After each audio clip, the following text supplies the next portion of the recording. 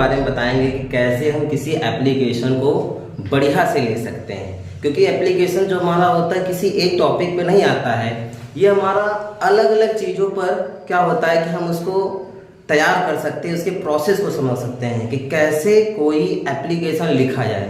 Application कोई रटने की चीज़ नहीं है, उसको हम केवल समझे हमारा टेक्निक क्या है, तरीका क्या है, और अगर हम समझ लेते हैं तो बहुत बड़ी आसानी से हम किसी भी एप्लीकेशन को लिख सकते हैं। एप्लीकेशन में क्या है कि हम किसी भी जो एप्लीकेशन जो भी हमें लिखने के लिए दिया गया है, वो एप्लीकेशन के हम क्वेश्चन से ही उस एप्लीकेशन को के आंसर को लिख सकते हैं। उसमें बहुत बड़ी चीज़ें नहीं होती हैं। और आज मैं वही चीज़ आपको यहाँ पे दिखाना चाहता हूँ, वही चीज़ आपको यहाँ पे बताना चाहता हूँ, जिससे कोई भी एप्लीकेशन हो आप उसको बड़े आराम से लिख सकते हैं। ठीक है, तो चलो स्टार्ट करते हैं। देखिए, जैसे हमारा यहाँ पे क्या है, एप्लीकेशन में कहा गया है कि write an application to your principal. आप अपने प्रिंसिपल को एक एप्लीकेशन लिखिए जिसमें आपको रिक्वेस्ट करना है him to arrange extra class in English, कि उन्हें एक इंग्लिश में के सब्जेक्ट में एक्स्ट्रा क्लास अरेंज कर दीजिए, क्योंकि योर सिलेबस इज इनकम्प्लीट, कि आपका जो सिलेबस है वो क्या है, इनकम्प्लीट है, अपूर्ण है। As the English teacher join late after English, क्योंकि जो आपके इंग्लिश टीचर हैं वो काफी देर में उन्होंने अपनी विद्यालय में ज्वाइन किया क्योंकि वो बीमार थे। ये एप्लीकेशन है, इसमें हमको लिखना।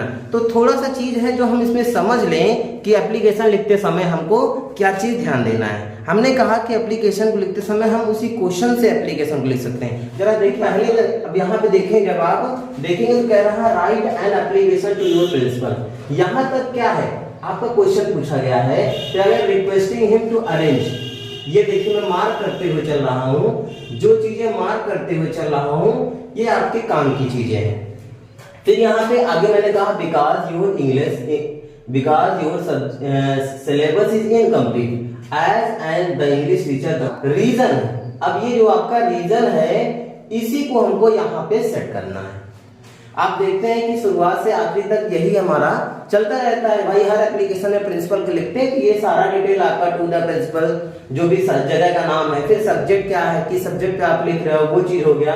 और फिर respected sir, with due respect I beg to say that I am a student of class 10th in your school. ये आप सेम हर एप्लीकेशन में लिखते हैं जब भी प्रिंसिपल के लिए लिखेंगे।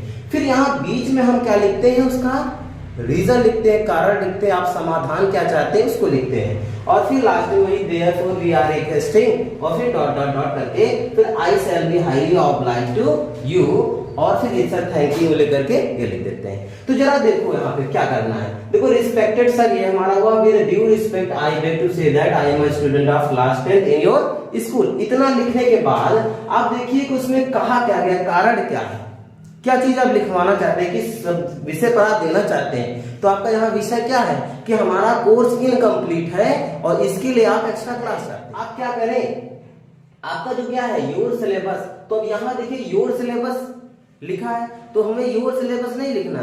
क्यों? क्योंकि जो एग्जामिनर है उसने आपसे पूछा है कि आपका सिलेबस, यहाँ पे योर की जगह आप दूसरा प्रोनाउन यूज करिए। चूंकि आप एक्स्ट्रा क्लास के लिए आप लिखवाना चाह रहे हो तो यहाँ पर क्या आपको योर की जगह आवर यूज करना चाहिए। हाँ, कि यानी हमारा सिलेबस पूरा नहीं है, तो यहाँ पे आप सीधा लिख लीजिए कि our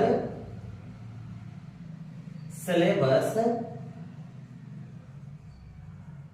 is incomplete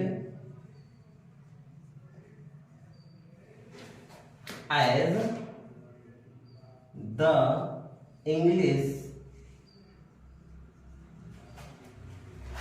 teacher joined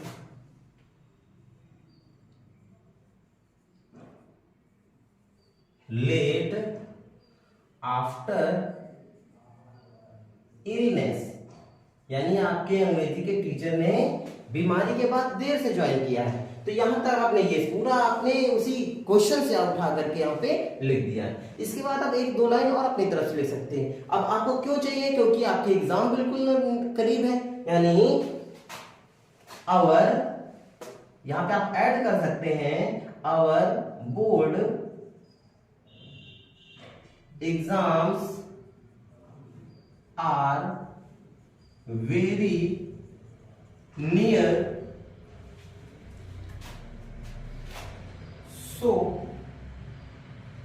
we need an extra class badly। ठीक, अब आगे देखिए, इतना आपने कारण लिख दिया और क्या है आपको क्यों चाहिए वो आपने लिख दिया है। ठीक है, अब इसके बाद देखिए therefore we are requesting, इस वजह से हम क्या आपसे प्रार्थना कर रहे हैं। अब आपने देखो ऊपर लिखा है ना to arrange extra class in English, अब इसी को आप यहां पे लिख लीजिए क्या, therefore we are requesting you to arrange an extra class in English। ठीक, अब बस इसके बाद अब आगे वही आप एक लाइन यहां से आपकी खत्म हो गई। अब इसी के आगे आप यहां से I shall be highly oblige to you और थैंकिंग यू। 10 जनवरी आपका डेट हो गया, 10 जनवरी 2024, और फिर आप वहां पर आप यूज ओबीडियंटली लिख लेंगे और फिर आपका क्या, यहीं से आपका यहाँ पे ये समाप्त हो जाएगा। तो इस तरह से